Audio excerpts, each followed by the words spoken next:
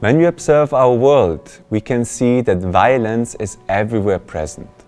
In nature, in the animal kingdom, and especially humans have a long history of violence. Violence towards oneself, towards others, towards animals and the world. Some great traditions and examples preach and live the path of non-violence. What does Dharma say in regards to non-violence?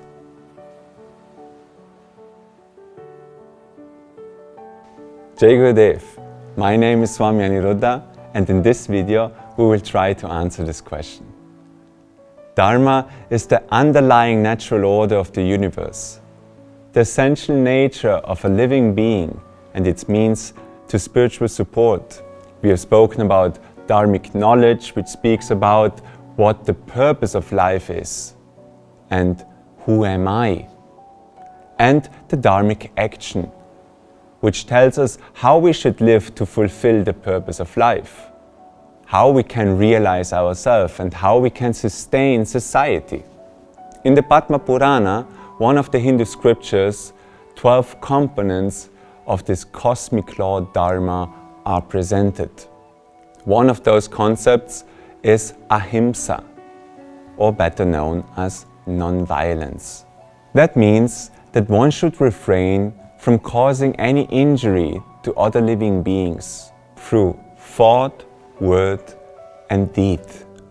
The self in all beings is connected. One should treat all other beings with compassion, as one would deal with oneself. It goes always back to the idea that we are all part of one big organism or one divine body in which we are all connected. This is a basic principle. Don't do to others what you wouldn't like to be done to yourself. Don't harm anybody and don't harm anything. Still, when we observe history and also the ancient Hindu scriptures, we notice often that a lot of wars have been waged and that there's actually lots of violence being presented in those myths and scriptures. So how does this fit together, that we speak of non-violence and on the other hand a lot of violence is presented? Normally Ahimsa is translated as non-violence, but a more accurate translation would be the least violence as possible. What does that mean? To understand that, we have to remember clearly what the purpose of Dharma is. We said Dharma comes from the root word dra, to sustain, and therefore the dharmic law is there to sustain life, righteousness and spiritual growth. We have to see every component of Dharma is in relation to this purpose. If life, righteousness or spiritual upliftment is threatened in any way, the cosmic law Dharma says that it must be defended and sustained. So that means that one may, as a last resort, defend oneself, defend the life of others, defend righteousness, defend spiritual upliftment itself, even if it implies some kind of violence. For example, on a personal level, if somebody is attacking you with a knife, it is your duty to defend yourself and your life, because this body is your tool for spiritual upliftment. It would be absolutely adharmic or unrighteous to not defend yourself if you can. The same principle is applied on a bigger scale. If we observe, for example, the great Indian epics, like the great Mahabharata war, we can see that before the war against the evildoers was waged, all effort to solve the conflict peacefully was done. The Pandavas, or the good guys, would have even renounced the right to the kingdom and would have been content with living just in a house.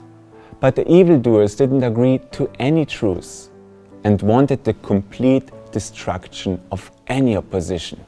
War and violence was the last resort to re-establish righteousness and balance in this world. Further, in this example we can see how one act of violence, like the war against the suppressors, is righteous when it can avoid a bigger atrocity. In the story of the Mahabharata war, the demonic ruler Duryodhana abused and ill-treated the citizens of his kingdom. Everybody suffered from his suppression. He would have kept on doing so till the end of his days if he would have not been stopped before by Krishna and the Pandavas. Therefore, this war, even though being an act of violence, was still a solution which involved less violence than the evil reign would have created. If we see the bigger picture, it sustained the higher good. To illustrate this point further, I would like to make another example. We have to see the opposite example.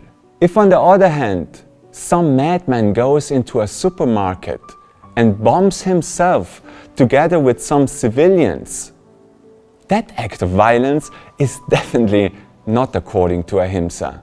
Why? Because the violence inflicted by such a person is most probably by far bigger than the violence the individuals he have killed would have done in their life. On these examples, we can see that Ahimsa, the law of non-violence, or better, the least violence possible, doesn't mean that every evil and violence must be accepted and endured, but it must be put in a relation to the bigger picture, to the higher good. And this opens, of course, also the door for people to abuse this principle. Like most wars were waged under the banner of righteousness or for the higher good. But this is altogether a different discussion. In this video, we are just speaking of the ideal of this eternal principle, and not so much about the imperfection, the cunningness, and the ignorance of humankind. Ahimsa is also essential in relation to nutrition movement and our relation to this world in general. I think it's quite self-explainable that meat eating involves violence to animals. Animals are often treated nowadays as insentient things, which are there only for our pleasure. Many do not see animals as living creatures with feelings and consciousness. Most people do not see the animals and their suffering behind the nicely packed meat in the supermarket. Animals are sentient beings, like humans. They too have feelings. They feel joy and pain, love, anger, affection, repulsion. This we can clearly see if we just open the eyes and observe them. There's no need for scientific proof of that. We just need to open the eyes and observe. But defenders and promoters of meat consumption and critics of vegetarianism often say that a plant-based diet is also violent, because obviously also plants have feelings and are sentient. To all those who think like that, I would like to say that it is indeed an undisputable fact that plants have also feelings. But a plant is an evolutionary process below the animal, same as the animal is below the human being. Meaning that a plant has less consciousness than an animal has. And therefore, the lesser violence is the consumption of plants than the consumption of animals. This difference of consciousness is very clearly explained in the Indian philosophies, like for example the yoga philosophy. But even without a deep insight in that ancient science, we can understand this intuitively. I guess that most people would agree that cannibalism, the eating of human flesh, is a bigger act of violence than the eating of animals. In the same sense, we can intuitively perceive that the eating and therefore killing of animals is more violent than the consumption of plants. Secondly, we shouldn't forget that many plants are producing fruits for our consumption without having to die in the process. As the human body is potentially the highest in the evolution, and as the capacity of a human incarnation is to attain the goal of life, it must be sustained and it must be used for its purpose, to strive for liberation and the attainment of God. In summary, we can see that the component of Ahimsa instructs us with the least violence in thought, word and action towards oneself, others and the world. Some sort of violence is righteous if it avoids the greater evil and if it protects and sustains the human body, society and its spiritual growth.